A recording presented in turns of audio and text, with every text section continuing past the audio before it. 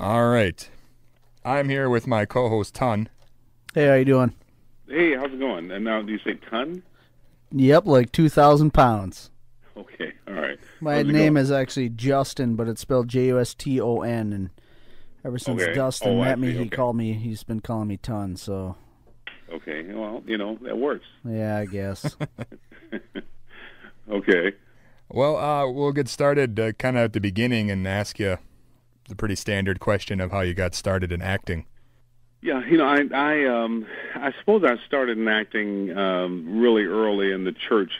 My grandmother raised me, and she was very active in the church, and we'd have church plays, and then when I was in high school, I did some plays, but I never really took it serious or thought of it as any way of making a living or a career. It wasn't until I got to college. I went to Wayne State, got my undergraduate work degree at Wayne State in Detroit, and when I really discovered theater, and that was I just felt like it was the place I was meant to be. Did I read somewhere that you went to Yale after that? Yeah. When I finished Wayne State, I got a scholarship to Yale in the playwriting program.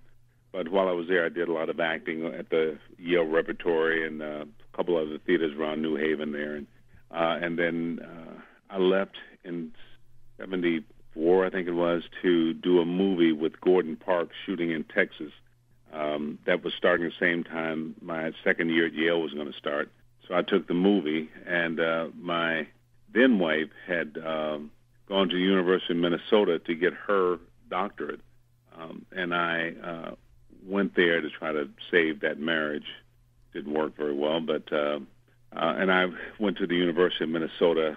Probably got about a year's worth of credit there. Okay. So I was there for a while, and while I was in Minneapolis, I did The Great White Hope at the Theater and Round. And after that, I realized the marriage wasn't working, and I came out to California and pretty much started working in TV and film ever since. I remember seeing you. I'm a big fan of the A-Team, and I remember seeing you in an episode of that. Oh, yeah. It was fun doing it. It's interesting now they're doing the remake. Of course, they're remaking everything, but I always liked that show, and, to get a chance to work on it and a bunch of the shows that, I was sort of, and that was, not early on, but it was fun to work with that, to work on that show. And I'd done a movie with Mr. T, so he was a good friend, and to work with him and George Papard, I'd always, I just always loved the show. Yeah, you did. It wasn't George Papard. Was it George Papard? It was Papard, yeah, wasn't it? Yeah. That. So anyway, so it was great doing the show.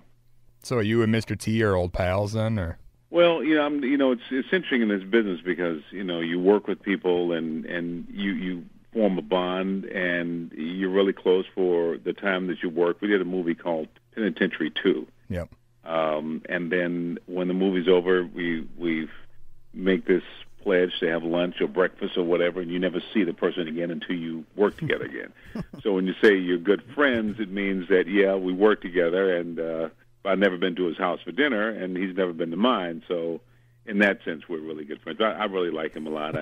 I hosted Live at the Improv, which was a cable show in Chicago years ago, and he hosted one of those as well. So yeah, I saw him maybe about 3 years ago. I know he had gone through some illness and was just sort of getting back up and going. Okay. But yeah, I consider him a friend. Did you have Dolomite over for breakfast at all? When you? Yeah, he was interesting because I always liked Rudy Ray Moore. He was kind of he was an unusual character, but he likes to say he gave me my first job. It wasn't my first job, but I appreciate the fact that he gave me a job.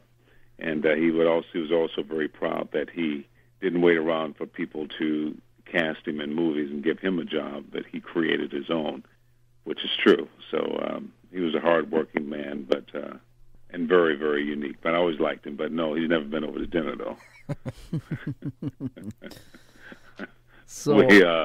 But I would run into him from time to time, and we worked on. We did a couple of things. Yeah, he did a movie I did. I don't remember the name of it now, but we worked on another. The Human Tornado? The Human Tornado. We did the Human Tornado, and we did another movie about an Asian kid being adopted by a black family, and Faking the Funk. Faking the funk. Faking the funk. That's nice. Hilarious. But Rudy was he's a very, very interesting guy. I always liked him, and I was asked to do a talk show years later, and they brought him on part of the audience too. So I would run into him from time to time, and he always told me he was very proud of me. So I'm not sure, but I'm happy he was proud of me. So how did you end up landing Ghostbusters? Well, I did a movie the year before we started Ghostbusters. I did a movie called Space Hunter, and we shot it in Moab, Utah, and then we went up to Vancouver. During the time, this was around '82, and there was no production in Vancouver at that time at all. And we shot Space Hunter. Ivan Reitman, who produced and directed Ghostbusters, produced Space Hunter. And it was a very different character. The character was sort of bigger than life, and my head was shaved, and it was a little sort of tweak on the voice thing. And I think Ivan felt that I wasn't at all right for the Ghostbuster character, because I think the studios felt that whoever got that part should really kind of fit with everyone, and that character was sort of, like I said, a little bigger than life. And so it took me months before I could get Ivan to give me an audition.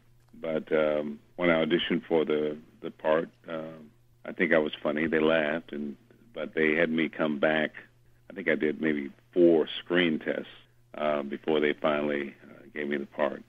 Yeah, I thought I had read that they were trying to get Eddie Murphy for it, and then he had something else. Well, I think originally going on. when they were putting together the movie, and of course originally I think it was first conceived by Danny Aykroyd and John Belushi. And when John died, then Bill Murray, the studio got Bill Murray, and then I think they wanted a name in that part. That was the first thing. I think Eddie Murphy, and then I heard Gregory Hines, and these are all years ago. Nobody ever told me officially this, and then there was another actor who wasn't as well known who they wanted, but I think he had some substance issues, and that didn't work out. And so then they opened it up to everyone, and by the time I got in, which was months later, I mean, they were seeing Hispanics and whites and almost anybody who'd get in, and I kind of came in on the tail end, but I got the part. So people say, well, how did you get it? I go, well, I don't know. Hopefully I got it because I was funny, but I also knew that there were a lot of,